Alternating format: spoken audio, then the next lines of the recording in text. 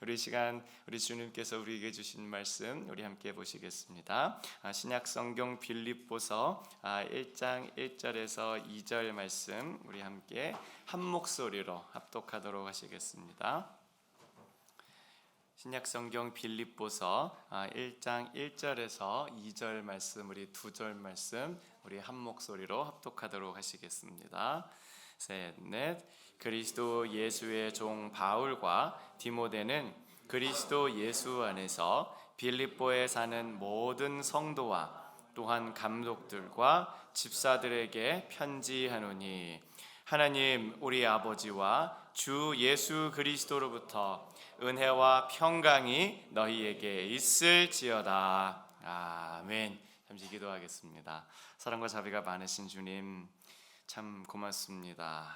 주님 정말 이 시간 저희들 주님의 말씀 앞에 서 있사오니 저희들을 겸허하게 하여 주시옵소서. 아버지 하나님 우리의 모든 불안과 염려와 근심과 걱정 이 시간 다 내려놓고 주님이 주시는 평안과 기쁨을 누리는 시간 될 수 있도록 역사하여 주시옵소서. 이 부족한 종이 말씀 전할 때에 우리 주님께서 친히 주장하여 주셔서 정말로 이 시간 온전히 주님의 말씀이 우리를 새롭게 변화시키는 귀한 시간 되도록 역사하여 주시옵소서. 이 모든 말씀 살아계신 예수님의 이름으로 기도드렸사옵나이다. 아멘.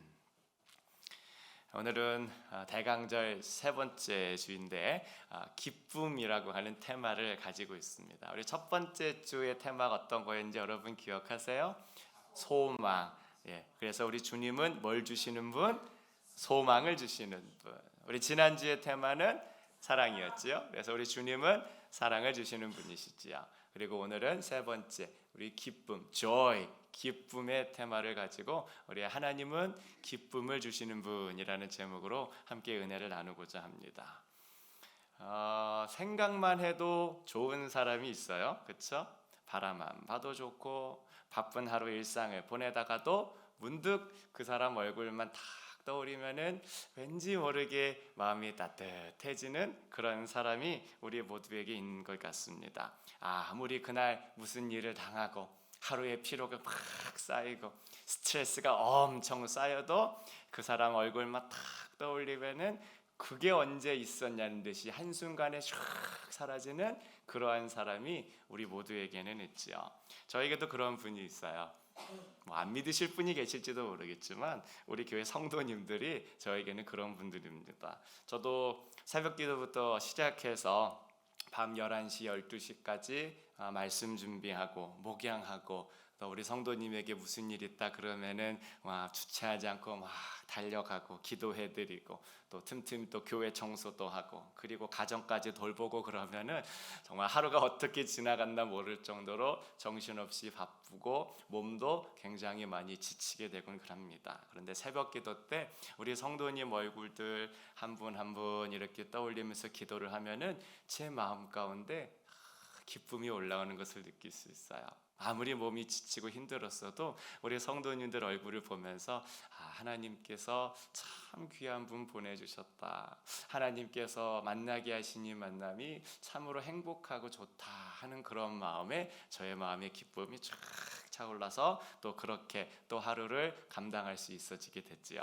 또 저희 교회 분은 아니신데 어떤 장로님이 계세요. 제가 한국에서 사역할 때에 그 교회에서 이제 같이 섬기시던 장로님이셨는데 이분은 이제 성가 대장님이셨어요. 아무래도 저는 이제 찬양 목사였다 보니까는 이제 성가 대장님하고 조금 이렇게 가까운 그런 사이가 되었는데 이분은 언제나 저를 응원해 주시고 격려해 주시는 그러한 분이셨어요. 음악부의 이제 지휘과 교수님이신데도 참 겸손하시고 이제 제가 찬양 인도를 하는데 늘 잘하는 건 아니었고 늘 은혜가 넘치는 건 아니었거든요. 어쩔 때는 좀 이렇게 소위 이제 죽을 쓸 때도 있었고 망칠 때도 있었고 삑사리가 날 때도 있었고 계획대로 안 됐던 그런 때도 있었고 제가 막 조금 낙담해 있으면은 지나가면서 한마디씩 목사님 힘내세요. 목사님 다 잘하실 거예요. 목사님 저는 은혜 받았어요. 막 이렇게 한마디씩 하고 지나가 주시는데 그게 제 마음 가운데 그렇게 위로가 되더라고요. 그래서 그분을 생각할 때면은 언제나 마음에 기쁨이 그렇게 생깁니다. 그리고 이제 제가 미국에 유학을 왔을 때도 초창기에 굉장히 조금 어려운 그런 시절을 보냈는데 그럴 때마다 페이스북을 통해서 목사님 승리하십시오. 목사님 하나님께서 귀한 일들을 이루실 것입니다. 저를 이렇게 믿어주시고 응원을 해주시는데 그 페이스북 피드 보면서 참 많은 위로를 얻어요. 그래서 지금도 종종 그분이 올린 글들을 보면서 참 많은 기쁨을 누리게 됩니다. 여러분 교회도 그런 교회가 분명히 있지요. 여러분들 아마 그런 교회 다 가지고 계실 거세요. 생각만 해도 나의 기분이 좋아지게 하는 그런 교회. 어릴 때 내가 다녔던 그 교회 떠오르기만 해도 참 기분이 좋아. 내가 은혜 받았던 그 교회 생각만 해도 참 기분이 좋아. 그때 함께 신앙생활했던 사람들하고 몸은 조금 힘들고 환경은 조금 어려웠지만은 그때 함께 은혜 받으면서 주님의 일을 위해서 열심을 낼 수 있었던 그 교회 떠올릴 때마다 마음에 기쁨이 생길 수가 있겠지요.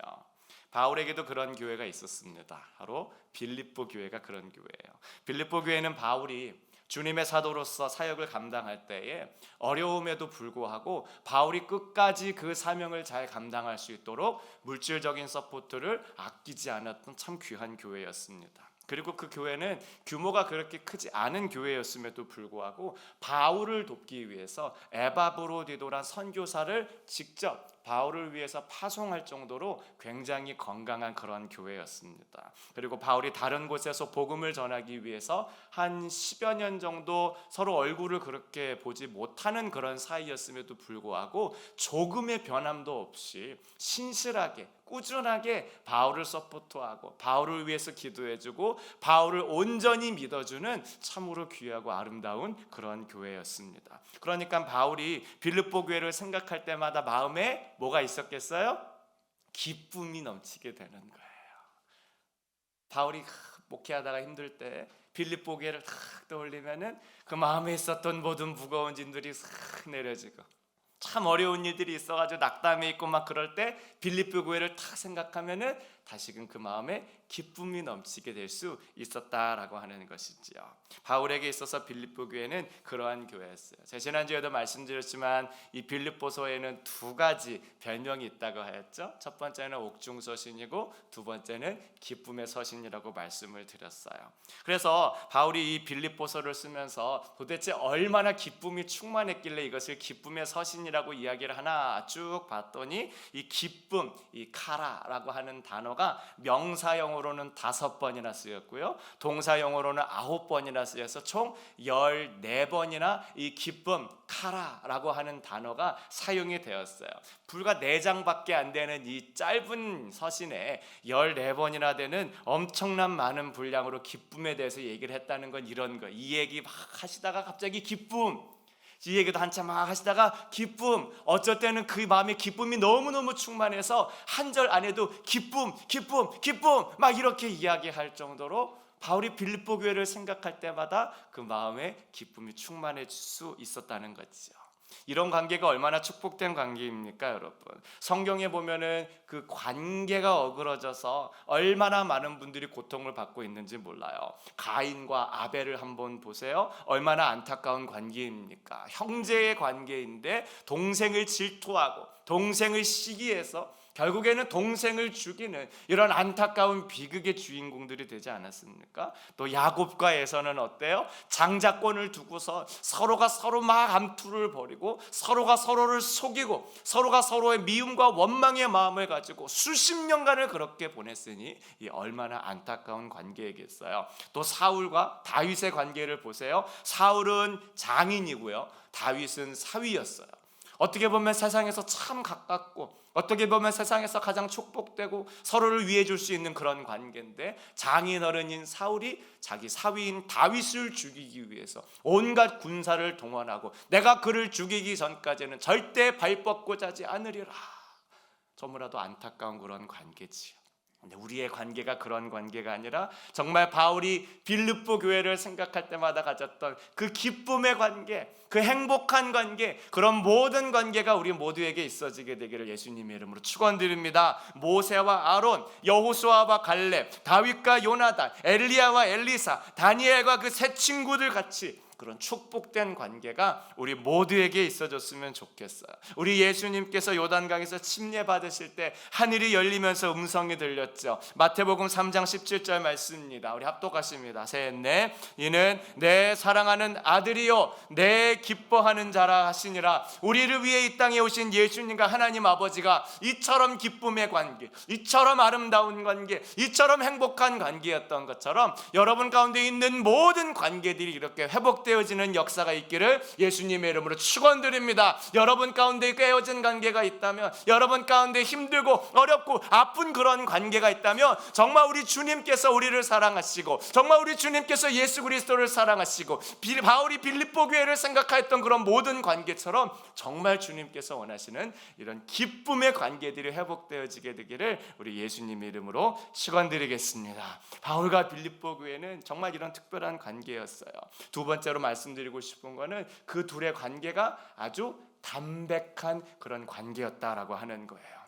바울과 빌립보 교회의 관계에서 알 수 있는 특별한 것이 있는데요. 그게 뭔가 하면은 바로 특별함이 없다는 특별함이 그들 가운데 있었어요. 보통 바울 서신 연구하신 분들에 의하면은 바울 서신은 특정한 목적을 가지고 쓰여졌다 이렇게 이야기를 많이 하십니다. 예를 들면 여러분 잘 아시는 갈라디아서가 있죠. 갈라디아서 같은 경우에는 바른 복음에 대한 이야기가 굉장히 강조되어 있는데 이게 왜 그런가? 이 갈라디아 지역에 있는 성도들이 진짜 복음이 아니라 조금 변질된 복음, 다른 복음을 받아들여서 그들의 신앙이 조금 이상한 방향으로 나아가는 그런 모습들이 있으니까 바울이 그들을 향해서 여러분 그렇게 하면 안 됩니다. 진짜 복음은 그런 것이 아닙니다. 참된 복음은 그런 것이 아닙니다. 그래서 이 갈라디아서를 통해서 갈라디아 성도들이 정말 하나님 안에서 바른 길을 걸어가게 하기게끔 그 모든 서신을 썼다고 그렇게 이야기를 해요. 아니면 로마서 같은 경우에 이 로마에 살고 있는 이 성도들이 정말 온갖 세상의 철학과 온갖 세상의 사상들 가운데서 정말 주 예수 그리스도의 복음을 온전하게 지키며 살기를 바라는 마음으로 복음을 체계적으로 잘 정리해가지고 그들에게 전해주었고, 또 머리로만 지식적으로만 복음을 아는 것이 아니라 그들의 삶으로 이 복음을 살아내야 된다. 그래서 나중에는 실천편까지 곁들여가지고 이 로마서 편지를 로마에 있는 성도들에게 그렇게 보낸 것이지요. 그러니까 바울은 복음서 편지를 쓸 때에 어떤 특정한 목적을 가지고 그렇게 서신서를 쓴 경우가 많은데 이 빌립보서는 그렇게 두드러지는 것이 없어요. 왜 그럴까? 왜 그럴까? 바울과 빌립보 교회는 이미 그렇게 이야기하지 않아도 통하는 그러한 사이였기 때문에 그런 거죠. 바울과 빌립보 교회는 무슨 특정한 일이 있어야지만 연락하고 무슨 문제가 있어야지만 꼭 그렇게 연락하는 그런 사이가 아니라 이미 그렇게 하지 않아도 이미 충분히 서로가 서로를 잘 알고 있고 서로가 서로 너무나도 가깝고 서로가 서로를 너무나도 존중하고 사랑하는 그러한 관계에 있었다고 하는 거예요. 연락하지 않아도 5년이 되고 10년이 되었어도 그냥 그렇게 가끔가다 생각이 나고 또 생각나면 늘 기쁨이 생기고 마음 한켠이 따뜻해지는 그러한 관계가 바로 바울과 빌립보 교회였다는 거예요. 여러분, 사람을 대할 때도 두 종류가 있다는 거 아시죠? 첫 번째는 내가 뜻과 목적을 가지고 대하는 그런 사람이 있습니다. 카톡 하나를 보내는데도요, 내가 이 카톡 가지고 이 사람 어떻게 해야겠다 이렇게 하는 사람이 있어요. 자기는 이미 답을 다 가지고 있어요. 자기는 결론까지 다 내렸어요. 그리고선 아무것도 모르는 척하면서 막 얘기하다가 결국에는 자기가 원하는 쪽으로 답을 만들어가는 그런 사람이 있죠. 스캠이나 광고 전화 받아보신 분들 여러분 기분이 좋으세요? 나쁘세요? 저는 굉장히 기분이 별로 안 좋아. 왜냐하면 딱 받는 순간부터 이 사람이 무슨 목적을 가지고 나한테 전화했다는 것이 느껴지기 때문에 기분이 안 좋은 거예요. 그래서 제가 이렇게 얘기하면은 이렇게 하시면 됩니다. 저렇게 얘기하면 저렇게 하시면 됩니다. 이미 매뉴얼이 쫙 나와 있어요. 이 사람이 이렇게 대답하면은 이렇게 얘기를 해줘서 자기네 상품 사게 만들고, 이 사람이 이렇게 대답하면 이렇게 대답을 해주어서 자기네 상품 사게 만들고, 어떻게 했든지 자기들이 원하는 대답을 꼭 얻어내기 위해서 이미 모든 답을 다 가지고 있기 때문에 그 마음이 굉장히 불편해지는 것이지요. 반면에 그냥 전화하는 사이가 있어요. 그냥 전화해가지고 요즘 어떻게 지내? 아, 왜 전화했어? 아, 갑자기 생각나서. 이런 사이가 있다는 거예요. 그냥 카톡 보내는 거예요. 뭐해? 그러면은 아, 바빠 죽겠는데 지금 무슨 카톡이야? 그냥 잘 지내고 있어. 그냥 이런 사이가 있는 거예요. 아, 지금 뭐 하십니까? 얘기하면은 아, 혹시 뭐 무슨 일 있어서 연락하셨어요? 그러면은 마땅히 할 말이 없어요. 진짜 생각이 나가지고 전화한 거고, 그냥 생각이 나고 보고 싶어가지고 연락한 거라서 왜 연락했어요? 라고 말하면은 그냥요, 이거 말고는 별로 말할 게 없는 그런 사이가 있다는 거죠. 우리 부모 자녀 관계가 그렇잖아요. 그런데 진짜 깊은 관계가 그런 거예요. 부모님이 막 열심히 일하다가도 딸 보고 싶고 아들 보고 싶어가지고 아들 뭐해? 딸 뭐해? 이렇게 전화하면 아, 바쁜데 엄마 왜 전화했어? 아, 바쁜데 아빠는 왜 연락했어? 막 이렇게 얘기하는 거예요. 아니, 그냥 뭐 보고 싶어서 그냥 그런 거지. 막 그런 거예요. 아니면은 딸이나 아들이 이제 아빠나 엄마한테 연락하는 거예요. 아빠 뭐해? 엄마 뭐해? 그러면은 그냥 뭐 일하고 있어. 그러면은 I love you 이렇게 얘기하면은 엄마 아빠가 너 돈 필요하냐? 그냥 그렇게 아무 뜻도 없이 그냥 편하게 그냥 그렇게 지내는 사이가 있고, 그런 관계가 정말로 깊은 관계라는 거예요. 그런데 바울과 빌립보 교회가 그런 관계였다는 거죠. 그래서 빌립보서에는 다른 서신서들에 나오는 그런 명확한 특징들이 두드러지게 나오지 않는 거예요. 그냥 생각나는 교회 빌립보 교회, 그냥 보고 싶은 교회 빌립보 교회, 그냥 떠올리기만 해도 마음 한켠이 따뜻해지고 기쁨으로 충만해지는 교회, 그런 교회가 빌립보 교회였다고 하는 거예요. 사랑하는 여러분, 여러분에게도 그러한 관계가 더욱더 많아지시기를 주님의 이름으로 축원드립니다. 우리가 무슨 목적이 있어서 사람을 만나고 내가 무슨 뜻이 있어가지고 저 사람을 어떻게 해야겠다, 근데 그것을 살짝 숨기고서 만나고 하는 그러한 관계가 아니라 정말 담백하게 진솔하게 만날 수 있는 그러한 관계들이 많아지시기를 주님의 이름으로 축원합니다. 인생의 40, 50이 넘어가면 그 많던 친구들 다 사라지고 외로워지고, 주변에 아무리 사람들이 많이 있고 내 셀폰에 연락처가 몇백 개가 넘어간다고 해도 다 어떻게 해서든지 나를 뜯어먹으려는 인간들만 많지, 진짜 나를 생각해주고 진짜 나를 배려해주고 진짜 나와 함께하고 싶어하는 그런 담백한 사람들은 많이 없어지는 것이 우리의 인생 아니겠습니까? 그런데 그게 아니라 정말로 그런 모든 것들을 떠나서 진짜로 나를 생각해주고 아무런 뜻 없이 아무런 목적 없이 그냥 나 자체를 인정해주고 존중해주고 나 자체를 받아주는 그러한 담백한 관계가 여러분 모두에게 더욱더 많아지실 수 있기를 예수님의 이름으로 축원드립니다. 물론 어떤 분들은 이럴 수 있죠. 목사님, 저도 좀 그러고 싶어요. 미국에 이민와 보니까 얼마나 외로운지 몰라요. 사람들도 만날 때마다 다 앞에서는 저렇게 웃고 있지만 뒤로는 다 딴 생각 품고 있고요. 나 만나고 싶어서 그렇게 전화하는 사람도 내가 무슨 문제 하나 해결해 주면은 1년이 지나고 2년이 지나도 감사하단 말 한마디 않는 그런 일들이 얼마나 많이 있는지 모릅니다. 목사님, 저도 그런 사람 있으면 좋죠. 그런데 없는 걸 어떻게 하시는 분이 계시다면 정말 우리를 그렇게 생각해 주시는 정말 최고의 친구 예수님을 만나실 수 있기를 예수님의 이름으로 축원드립니다. 정말 우리의 최고의 친구, 정말 절대로 우리를 버리지 않는 친구, 정말 세상 사람과는 전혀 다른 정말 우리를 위해 모든 것을 내어줄 수 있는 그러한 예수님을 정말로 만나시기를, 그리고 만나셨던 분은 더욱더 깊은 교제를 나누실 수 있기를 예수님의 이름으로 축원드립니다. 우리 정말 최고의 친구가 있잖아요. What a friend we have in Jesus. 죄짐 맡은 우리 구주, 어찌 좋은 친구인지, 얼마나 좋은지 몰라요. 이런 진실하신 친구 찾아볼 수 있을까? 우리 약함 아시오니 어찌 아니하릴까? 요한복음 15장 15절에도 말씀하셨어요. 우리 합독하실까요? 셋, 넷. 이제부터는 너희를 종이라 하지 아니하리니 종은 주인이 하는 것을 알지 못함이라. 너희를 친구라 하였노니 내가 내 아버지께 들은 것을 다 너희에게 알게 하였습니다. 우리를 친구처럼 여겨주시는 그 주님의 마음 몰라주지 마시고 정말 여러분도 그 주님의 마음 잘 알아주셔서 정말 세상에 이런 관계가 없는데 이런 관계에 놓치지 마시고 우리 주님께 모든 것을 아뢰면서 여러분 삶에 기쁨과 평안이 가득해지시기를 정말 예수님의 이름으로 축원을 드리겠습니다.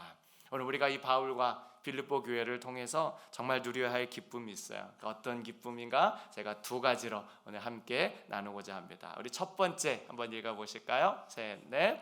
상호 존중의 기쁨을 누리시기 바랍니다. 아멘. 우리 1절 말씀 우리 함께 합독하십니다. 셋, 넷. 그리스도 예수의 종 바울과 디모데는 그리스도 예수 안에서 빌립보에 사는 모든 성도와 또는 감독들과 집사들에게 편지하노니. 아멘. 본문 말씀 보니까 빌립보서에는 다른 서신과 다른 것이 또 하나 있어요. 아까 말씀드렸던 것은 이 빌립보서는 다른 서신서들에 나오는 그런 두드러지는 목적이 없다고 말씀드렸죠. 그리고 두 번째 나오는 특징이 있어요. 이게 뭔가 하면은 다른 서신서들을 쭉 보면은 맨 처음에 공통적으로 나오는 말이 있어요. 이게 뭔가 바로 이거예요. 예수 그리스도로 말미암아 사도된 나 바울은.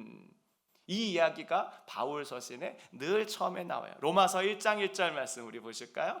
셋, 넷.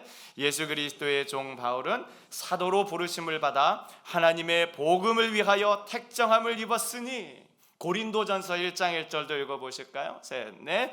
하나님의 뜻을 따라 그리스도 예수의 사도로 부름받은 바울과 형제 소스데네는. 고린도후서 1장 1절도 읽어보실까요? 셋, 넷. 하나님의 뜻으로 말미암아 그리스도 예수의 사도된 바울과 형제 디모데는 고린도에 있는 하나님의 교회와 또 온 하가야에 있는 모든 성도에게. 그러니까 보통 바울이 서신서를 쓰면은 맨 처음에 자기가 사도라는 것을 굉장히 강조하고 있어요. 주 예수님으로 말미암아 사도된 나 바울은. 이 이야기를 늘 처음부터 강조하고 시작하는 일들이 많은데 오늘 우리가 본 빌립보서에는 그런 게 나오지를 않아요. 왜 그럴까? 왜 그럴까? 이미 다른 교회에서는 바울의 사도권을 인정하지 않는 사람들이 많았기 때문에 그래요.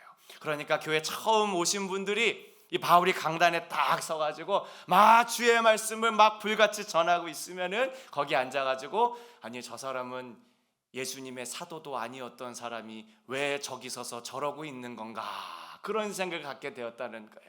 아니 예수님의 제자들은 베한여일과 도마야다시가 12밖에 없는데 아니 저 사람은 예수님의 제자, 예수님도 따라다니지 않았던 사람이 왜 예수님의 제자라 사도라고 하면서 저기에 서가지고 설교를 하고 있는가 하는 그런 성도들이 굉장히 많이 있었다고 그러는 거예요.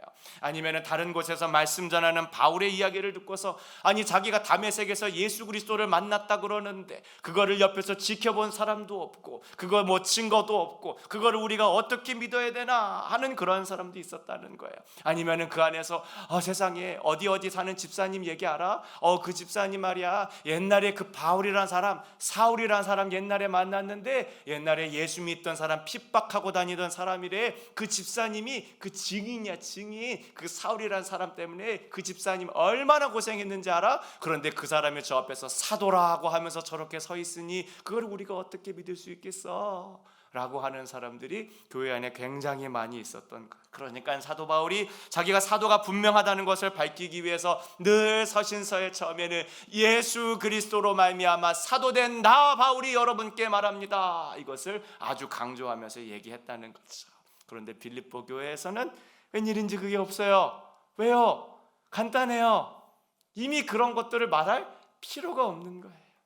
빌립보 교회 성도들은 사도 바울이시여, 당신이 사도가 아니면 도대체 누가 사도입니까? 우리 교회를 개척해 주시고 정말 우리 교회를 물심양면으로 양육하여 주시고 정말 당신의 모든 것을 다 바쳐서 이 교회를 세워주셨는데 그런 당신이 사도가 아니면 누가 사도겠습니까? 이렇게 생각했기 때문에 바울은 빌립보 교회에 편지 보낼 때 주 예수 그리스도로 말미암아 사도된 나 바울은 이렇게 이야기할 필요가 전혀 없었던 거예요. 그들이 이미 사도 바울을 인정하고 사도 바울을 존중하고 있었기 때문에 그럴 필요가 없었던 거죠. 그러니까 바울은 빌립보 교회를 떠올릴 때마다 안 기쁠래야 안 기쁠 수가 없는 그러한 참으로 축복된 관계를 누렸다고 하는 것이지요. 사람이 조금 이상한 게 있습니다, 여러분. 그래서 주의 종이라고 이야기를 하면은 그렇습니까? 그러면 제가 종처럼 대해드리겠습니다. 이렇게 하는 분들이 없지는 않은 것 같아요. 그런데 바울과 빌립보 교회는 그렇지 않다는 거예요. 이미 그들 앞에 사도라고 이야기하지 않고 예수 그리스도의 종이라고 이야기를 해도 얼마든지 그들이 나를 하대하고 무시하지 않는다는 것을 이미 분명히 믿고 있기 때문에 정말 기쁘고 감사한 마음으로 또 편안한 마음으로 얼마든지 그렇게 이야기하는 관계가 될 수 있었다는 것이지. 사랑하는 여러분, 여러분의 자녀들을 정말로 믿음으로 잘 가르치실 수 있기를 바라겠습니다. 그들이 어느 교회에 가든지 목회자를 존중하는 마음을 먼저 가지도록 가르치시기를 바라겠습니다. 목회자가 존중할 만해서 존중한 것이 아니라 내가 존중을 하니까 존중할 만한 것들이 보여지게 된다는 이러한 영적 진리를 자녀들에게 가르치시기를 바라겠습니다. 그래서 정말 저분 뒤에 하나님이 서 계시고 하나님이 정말 뜻이 있으셔서 저분을 세우셨다는 것을 믿고 존중의 마음을 가질 때에 그분의 입에서 선포되는 진정한 하나님의 말씀을 듣고 또 그분의 입을 통해서 전해지는 축복의 말씀을 우리 자녀들이 다 받을 것이기 때문에 자녀들이 어느 곳에 가든지 정말 그곳에 있는 목회자를 먼저 존중하는 마음을 가지도록 가르쳐 주셨으면 좋겠어요. 제가 지난주에 교회 성도님과 식사를 했는데 식사 중에 촌수 따지는 그런 이야기가 나오게 되었습니다. 근데 제 아내도 뭐 조금 개인적으로 궁금한 것이 있었는지 이럴 때는 어떻게 이야기해야 되는 거예요? 이럴 때는 뭐 어떻게 호칭을 해야 되는 거예요? 이런 거를 물어봤어요. 어떤 사이인가 하면 이미 둘 다 이제 오래 전부터 이제 아는 사이고 이제 그 언니 되시는 분한테는 이제 그냥 뭐 언니 뭐 이렇게 부르면 될 것 같은데 이 남편분을 어떻게 불러야 할지 뭔가 좀 애매하고 아리송한 그런 게 있었나 봐요. 왜냐하면은 이 남편분하고도 이미 오래 전부터 같이 알고 지내던 그런 사이고 이 남편분하고 잘 알았는데 문제는 이 남편이 연하예요. 연하니까는 이거를 어떻게 불러야 되나? 아니 언니는 언니라고 부르면 되는데 그렇다 그래서 이게 남편인데 그러면 내가 뭐 어떻게 불러야 되나? 근데 남편은 나보다 나이가 어리고 또 오래 아는 그냥 맨날 야야거리던 그런 사이인데 야 이걸 어떻게 하면 좋냐? 조금 이게 아리송한 게 있어가지고 막 거기서 식사하면서 열띤 토론을 펼쳤는데 결론은 잘 아는 사이면은 그냥 그렇게 친하게 뭐 어떻게 불러도 편하게 불러도 돼 이렇게 결론이 난 거예요. 근데 이제 제가 거기에다가 한 가지를 더 붙였어요. 기왕이면은 빵 목사님이라고 불렀으면 좋겠어요. 왜냐하면 그분이 인도 분이세요. 그러니까 빵가지라는 성을 갖고 있어서 그냥 빵가지 목사님이라고 부르시면 좋겠어요. 그러니까는 그냥 동생 아니면은 뭐 어떻게 부르는 것보다 목사님이시니까 빵 목사님이라고 부르시면은 참 좋겠어요라고 그렇게 제가 제안을 드렸어요. 왜냐하면 그게 별거 아닌 것 같지만 그렇게 함으로써 우리 마음에 하나님의 권위에 대한 존중의 마음이 생기게 되는 거거든요. 아무리 오래 동생으로 알았어도 저분은 주의 종이다. 그래서 그분을 대할 때는 그냥 아는 동생으로 대하는 것이 아니라 주의 종으로 대하고 그분의 입술을 통해서 선포되는 하나님의 말씀을 내가 사모하면서 듣게 되는 것이고 그분을 통해서 주님이 하시는 그런 일들을 바라볼 수 있어지게 되어지는 것입니다. 그래서 제가 정말로 간절히 이야기를 했어요. 정말 가능하시면은 빵가지 목사님이라고 그렇게 꼭 불러주셨으면 좋겠어요. 그래서 여러분의 자녀들에게도 그런 것들을 가르쳐 주셨으면 좋겠습니다. 목사님들이 자기를 주의 종이라고 말한다 그래서 그를 자기 종처럼 그렇게 대하고 부리지 말게 하시고 마음을 다해 인정하고 존중해 드리길 바랍니다. 그러면 그 목사님이 딱 존중만 받고 그렇지 내가 존중받아서 기분 좋다 이러고 끝나실 분은 사실 아무도 없으세요. 목사님들은 다 마음에 정말 겸손의 마음, 섬김의 마음, 사랑의 마음이 있고 그 훈련 다 통과하고 이제 다 안수 받으신 거라서 그렇게 해주시면 아이고 내가 저분 더 존중해 드려야지, 제가 저분 더 세워드려야지, 제가 저분을 위해서 한 번이라도 기도 더 해드려야지, 그러한 마음을 갖고 있는데 하나님이 그런 축복 주시는데 축복을 어떻게 안 받을 수 있겠어요. 그러니까 자녀들에게 정말 그렇게 목회자를 존중하는 마음을 먼저 가질 수 있도록 가르치셨으면 좋겠습니다. 그리고 여러분 주위에 계신 모든 분들도 그렇게 존중하셨으면 좋겠어요. 누구에게나 공통입니다. 내가 높여주면 그 사람이 스스로 자기를 높일 일이 없게 되는 거예요. 내가 그 사람을 낮게 깔아보니까 그 사람이 스스로를 높이려고 하는 거지. 여러분 세상 사람들이 명품으로 온몸을 치장하는 이유가 뭐겠어요? 그렇게 해야 자기가 높임을 받는다고 생각을 하니까. 다른 사람이 막 자기를 높여주는 사람은 굳이 그렇게 자기를 높일 필요가 없어요. 여러분, 우리 동창회 갔는데 그 무겁고 불편한 왕방울 다이아를 왜 꼭 그렇게 끼고 가가지고 아우 머리 아파 그러면서 왜 꼭 그렇게 보여주려고 하는 거예요? 왜냐하면 그렇게 안 하면 나를 안 높여주는 것 같으니까. 내가 이렇게 해서라도 꼭 그렇게 높임받고 싶으니까. 다이아 이만한 거 차고 가가지고 백화점 가가지고 괜히 입지도 않을 옷, 이거는 어떤 거예요? 저거는 어떤 거예요? 막 자랑하면서 꼭 그 다이아 낀 손들, 어머 이것도 예쁘네요. 막 그냥 그렇게 자기 자랑을 하고 싶어하는 이유가 뭐예요? 사람들이 높여주지 않으니까 자기가 자기를 높이는 거잖아요. 그런데 누가 자기를 확 높여주고 인정하고 존중해주면 그럴 필요가 없어져서 자기를 높이지 않게 되는 거지. 여러분, 우리 예수님 믿는 사람들이 겸손하게 살 수 있는 진짜 이유를 아세요? 예수님이 우리를 높여주셨기 때문에. 예수님이 우리를 높여주셨기 때문에 우리가 우리 스스로를 높일 이유가 없어지는 거예요.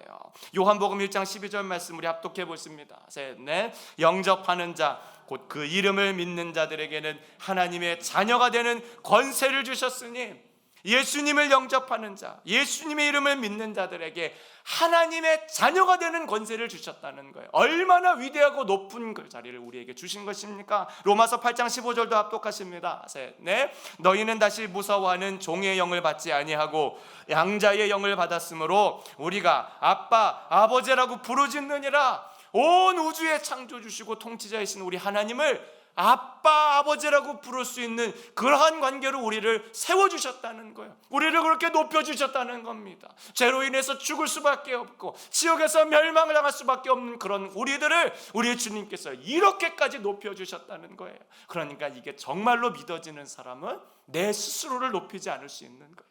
우리 주님께서 말씀하신 대로, 또 우리 주님께서 보여주신 대로 그렇게 겸손하게 살 수 있게 되어진다는 것이죠. 사랑하는 여러분, 우리 남편분들에게 권면합니다. 여러분 집에서 와이프를 왕비님처럼 대해주시면 내가 시종이 된다고 생각하지 마시기를 축복합니다. 와이프를 왕비처럼 높여주시면 나는 그 왕비님과 결혼한 왕이 된다는 것을 분명히 기억하셨으면 좋겠어요. 그리고 반대로 우리 여성분들은 남편을 돌쇠처럼 대하시면 나는 그 돌쇠와 함께 사는 언년이가 된다는 것을 꼭 기억하시고 남편분들을 존중해 주시고 높여 주실 수 있기를 바라겠습니다. 온다의 왕자도 평강공주가 만들었는데 내게 맡겨진 사명이라 생각하시고 이 상호 존중의 기쁨을 누리시는 우리 모두가 되실 수 있기를 예수님의 이름으로 축원드립니다. 우리 두 번째 우리 함께 나눠보실까요? 셋, 넷. 환경을 뛰어넘는 기쁨을 누리시기 바랍니다. 2절 말씀 합독하십니다. 셋, 넷. 하나님 우리 아버지와 주 예수 그리스도에게로서 은혜와 평강이 너희에게 있을지어다.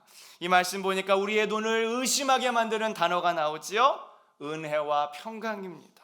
바울은 지금 감옥 안에 있고 편지는 감옥 밖에 있는 빌립보 교회 성도들에게 전해지고 있지 않습니까? 지금 쇠사슬에 온몸이 결박당해 있는 이 사람이 밖에 자유롭게 활보하고 다니는 사람들에게 이야기하는 거예요. 은혜와 평강이 여러분에게 있기를 원합니다.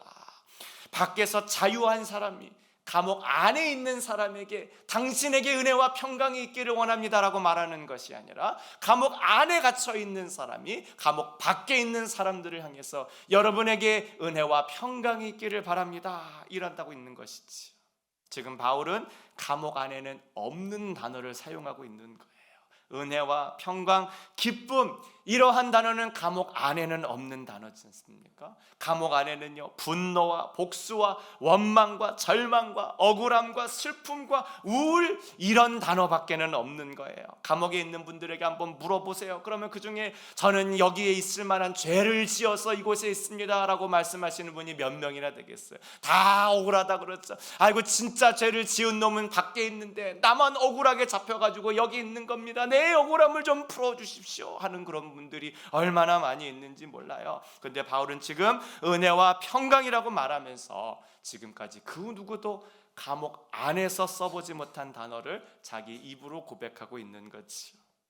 혹시 이 중에 여러분의 삶이 감옥과 같다는 분 계십니까? 창살만 없지 내가 감옥과 같은 곳에 있다라고 느끼시는 분이 혹시 계십니까? 24시간 집 직장 돈 버는 기계처럼 일만 하고 세상 그 어느 곳보다도 편안하고 가장 나을 수 있는 곳이 정말 내 집이 되어야 되는데 그곳이 아니라 그곳조차도 감옥 같아서 한숨도 제대로 쉴 수 없이 매일매일 불안과 염려와 우울 가운데 그렇게 살아가는 분이 계십니까?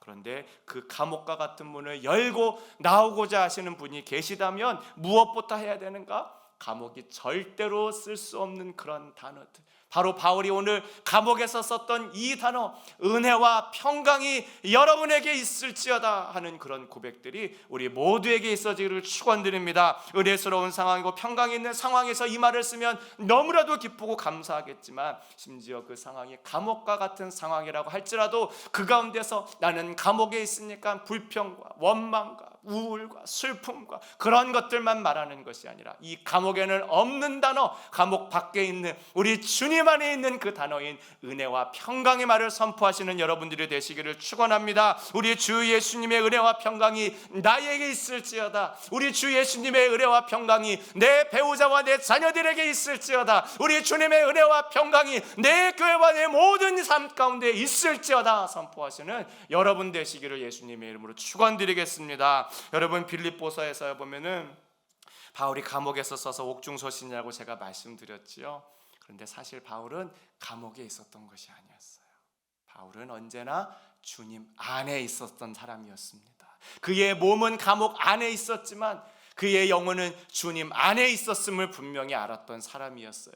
그러니까 그가 그의 모든 삶에서 은혜와 평강에 대해서 말할 수 있었던 것 아니겠습니까? 우리 주님 안에 있는 그 모든 사람에게는 근심과 걱정과 불안과 염려가 없는 줄로 믿습니다. 우리 아까 찬양했죠? 주 안에 있는 나에게 난 근심이 있으랴 십자가 밑에 나가 내 짐을 풀었네. 우리 같이 찬양하실까요? 주님을 찬송하면서 할렐루야 할렐루야 내 앞길 멀고 험해도 나 주님만 따라가리. 주님 안에 있는 분에게는 딴 근심이 없는 거예요. 우리 주님 안에 있는 분에게는 딴 근심은 없고 딴 기쁨만 있게 되어지는 겁니다. 우리가 이것을 믿고 살아가는 거예요. 이 찬양 2절 가사가 이래요. 그 두려움이 변하여 내 기도가 되었고 전날의 한숨 변하여 내 노래 되었네. 두려움의 감옥 안에 있고 내가 정말 그렇다고 믿고 있었는데 알고 보니 그게 아니라 내가 주님 안에 있었습니다. 그래서 전날에는 두려움이 있었지만 그것이 이제는 나에게는 감사와 찬양이 되는 기도가 되었습니다. 내가 이전에는 정말 그 모든 두려움의 감옥 가운데 있어서 전날에는 한숨밖에는 내쉴 수가 없었지만 이제 내가 주님 안에 있음을 알고 나니까 나의 모든 찬양 우리 주님께 올려드릴 수 있게 되었습니다. 시편 30편 11절 말씀이에요. 주께서 나의 슬픔이 변하여 내게 춤이 되게 하시며 나의 베옷을 벗기고 기쁨으로 띄우셨나이다. He turned my mourning into dancing again. 우리 주님께서 나의 모든 슬픔을 기쁨으로 바꿔주셨다는 거예요. 바울은 감옥 안에 있었지만 주님 안에 있었다는 것을 분명히 믿고 빌립보 교회 성도들을 향하여서 우리 주님의 은혜와 평강이 여러분에게 있기를 원합니다 하면서 기쁨을 누렸던 것처럼 정말 우리 모든 성도님들도 그렇게 주님 안에서 기쁨을 누리시게 되기를 예수님의 이름으로 축원드립니다. 우리 마지막으로 한 가지 더 말씀드릴게요. 히브리어 성경을 읽는 특별한 방법을 여러분께 알려드리고 말씀을 마치고자 합니다. 히브리어 성경을 쭉 읽다 보면은 캐티브 케레라고 하는 특별한 용법이 나와요. 이 말이 뭔가 하면 캐티브는 써져 있는 것이라는 뜻이고 케레라고 하는 것은 읽는 방법이라고 하는 뜻이에요. 그러니까 이렇게 쓰여 있지만 이렇게 읽으셔야 됩니다 라고 하는 방법이에요. 우리 하나님의 거룩하신 이름을 쓰기는 이렇게 쓰지만 그것을 읽을 때는 우리가 아도나이 이렇게 읽어야 되는 것을 캐티브 케레 용법이라고 이야기를 해요. 우리 세상에서도 그런 이야기를 많이 하죠. 어머니라 쓰고 사랑이라고 읽는다, 꿈이라고 쓰고 도전이라고 읽는다. 이게 바로 캐티브 케레 용법이라는 거예요. 우리 삶에도 그렇다는 것입니다. 혹시 여러분 삶 가운데 괴로움이 쓰여 있다면 그것을 하나님이 주시는 은혜라고 읽으실 수 있기를 예수님의 이름으로 축원드립니다. 여러분 삶 가운데 우울과 근심과 걱정과 염려라고 쓰여 있다면 그것을 하나님이 주시는 축복이라고 읽으실 수 있기를 예수님의 이름으로 부탁을 드리겠습니다. 이번 한 주간 사실 때에 여러분 인생에 어떠한 일들이 다가올지 모르겠지만 주님이 주시는 이 기쁨 놓치지 마시고 정말 하나님의 은혜 가운데서 사시는 한 주 되실 수 있기를 예수님의 이름으로 축원드리겠습니다. 우리 시간 아까 불렀던 찬송 주 안에 있는 나에게 우리 함께 찬양하고 우리 기도하도록 하시겠습니다.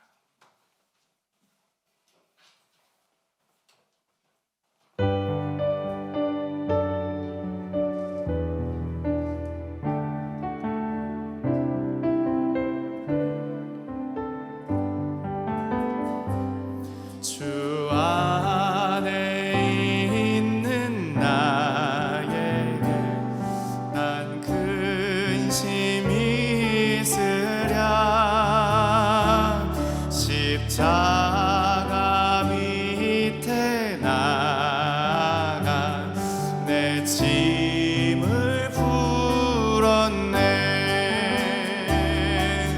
주님을 찬송하면서 할렐루야 할렐루야.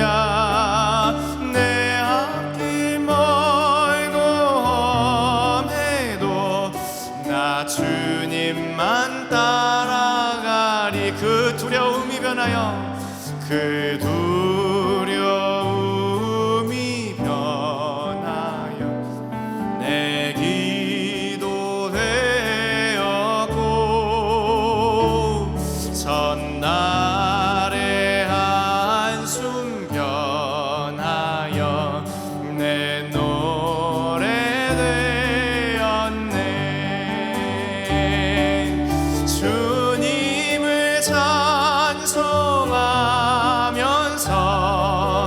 할렐루야 할렐루야. 내 앞길 멀고 험해도 나 주님만 따라. 내 주님 자비하신 주님, 내 주는 자비하셔서 늘 함께 계시고 내 궁핍함을 아시고 늘 채워주시네. 주님을 찬송하면서 할렐루야 할렐루야. 내 앞길 멀고 험해도 나 주님만 따라. 내 주님과 맺은 그 언약은 영원 불변하시니 내 주와 맺은 언약은 영 불변하시니 그 나라 가기까지는 늘 보아. 주님을 찬송 주님을 찬송하면서 할렐루야 할렐루야. 내 앞길 멀고 험해도 나 주님만 따라. 우리 시간 함께 기도하시겠습니다. 이번 한 주간 사는 동안 우리 주님이 주시는 이 기쁨 놓치지 않게 하시고 정말 우리 주님 안에서 은혜와 평강을 선포하며 기쁨과 감사함으로 살아가는 한 주 될 수 있도록 주님 인도하여 주시옵소서. 나에게 있는 모든 두려움과 불안과 걱정과 염려가 다 떠나게 하여 주시고 주님이 주시는 기쁨이 가득한 한 주 될 수 있도록 인도하여 주시옵소서. 또한 우리 주변에 있는 모든 분들에게도 그러한 기쁨 전해주는 그런 한 주가 될 수 있도록 저를 사용하여 주시옵소서. 함께 기도하시며 나갑니다. 아버지 하나님 은혜를 베풀어 주시옵소서. 아버지 하나님 이번 한 주간 정말 살아가면서 우리 주님께서 주시는 기쁨과 평안이 저희들 모두에게 함께 있기를 간절히 바라고 원하옵나이다. 주님 인도하여 주시옵소서. 아버지 하나님 우리 한 사람 한 사람 주님께서 기억하여 주셔서 정말 우리 주님께서 원하시는 그런 기쁨과 은혜와 평강이 우리의 모든 삶 가운데 넘쳐나는 한 주가 될 수 있도록 주님 역사하여 주시옵소서. 아버지 하나님 우리는 연약하고 부족합니다. 지금도 악한 마귀는 우리를 넘어뜨리기 위하여서 우리의 모든 마음 가운데 아버지 하나님 불안과 염려를 주고 있지만 아버지 하나님 그것이 아니라 정말 우리 주님께서 주시는 이 기쁨을 누리는 한 주 될 수 있도록 주님 역사하여 주시옵소서. 붙잡아 주시옵소서. 아버지 하나님 은혜를 베풀어 주시고 세임과 능력을 공급하여 주시옵소서. 아버지 하나님 또한 내 주변에 있는 모든 사람들에게 기쁨을 주는 한 주가 될 수 있도록 주님 인도하여 주시고 정말 그들을 위해 마음에 품고 기도하는 한 주 될 수 있도록 주님 역사하여 주시옵소서. 은혜를 베풀어 주시고 우리 주님만 바라보는 한 주가 될 수 있도록 주님께서 인도하여 주시옵소서. 아버지 하나님 주님께서 붙잡아 주시고 기쁨과 감사함으로 살아가는 그런 한 주 될 수 있도록 주님 인도하여 주시옵소서. 정말 두려움과 걱정과 근심 가운데 있는 성도가 있다면 우리 주님께서 긍휼히 여겨 주시고 그 모든 마음 가운데 우리 주님의 주시는 은혜와 평강을 채워 주시옵소서. 주님 사랑과 자비가 많으신 주님 참 고맙습니다. 아버지 하나님 정말 우리 이번 한 주간 사는 동안 주님이 주시는 기쁨 놓치지 않고 살아갈 수 있도록 축복하여 주시옵소서. 아버지 하나님 우리의 마음 가운데에 사탄 마귀가 불안과 염려와 걱정과 근심과 우울의 마음들을 넣어줄 때에 믿음으로 선포하며 나아갈 수 있는 한 주 될 수 있도록 인도하여 주시옵소서. 주님 우리 모든 성도와 가정을 주님께서 축복하여 주셔서 은혜와 평강이 가득한 한 주가 될 수 있도록 인도하여 주시옵소서. 정말 어려움 가운데 정말 그런 모든 감옥 같은 삶 가운데 갇혀 있는 성도가 있다면 우리 주님께서 은혜를 베풀어 주셔서 우리 주님 안에 있는 하늘의 기쁨을 누릴 수 있도록 축복하여 주시옵소서. 정말 우리 주님께서 은혜 베풀어 주셔서 우리 또한 그 기쁨 전해줄 수 있는 사람 되게 하여 주시고 정말 우리 성도님들 한 분 한 분을 통하여서 그 주변에 있는 모든 분들이 다 우리 주님이 주시는 기쁨 누리는 한 주 될 수 있도록 인도하여 주시옵소서. 이 모든 말씀 살아계신 예수님 이름으로 기도드렸사옵나이다. 아멘.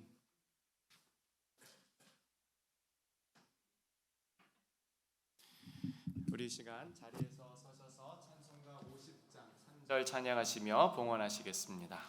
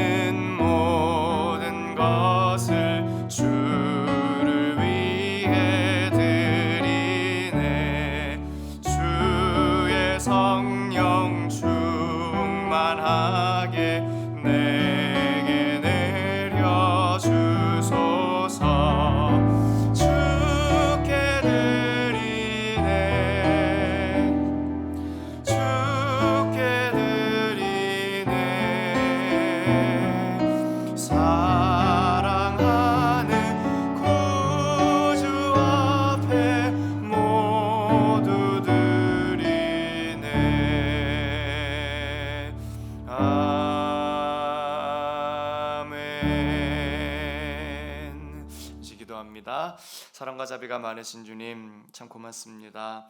아버지 하나님 주님께서 저희들에게 주신 모든 것들 가운데 일부를 돌려드립니다. 아버지 하나님께서 기뻐하시는 예들 가운데 사용되어지게 하여 주시옵소서. 아버지 이 예물들이 쓰이는 곳마다 아버지 하나님 주님께서 주시는 기쁨이 충만해지게 역사하여 주시옵소서. 모든 불안과 모든 염려와 모든 근심 걱정이 다 떠나게 하여 주옵시고 주 안에 있는 나에게 딴 근심 있으랴 우리 주님 안에 있는 나에게 딴 기쁨만 있음을 온전히 믿으며 이 한 주 살아갈 수 있도록 주여 역사하여 주시옵소서. 어려운 형편에 있는 우리 성도들 주님 기억하여 주옵소서. 주님 정말 그들이 어려운 형편에도 우리 주님께 헌금하여 싸우니 주님께서 기억하시고 30배, 60배, 100배의 열매로 주님께서 채워 주시옵소서. 더 많은 것으로 우리 주님 일을 할 수 있도록 인도하여 주옵시고 나아가 그들의 모든 삶으로 우리 하나님께 돌려드릴 수 있도록 우리 주님께서 주장하여 주시옵소서.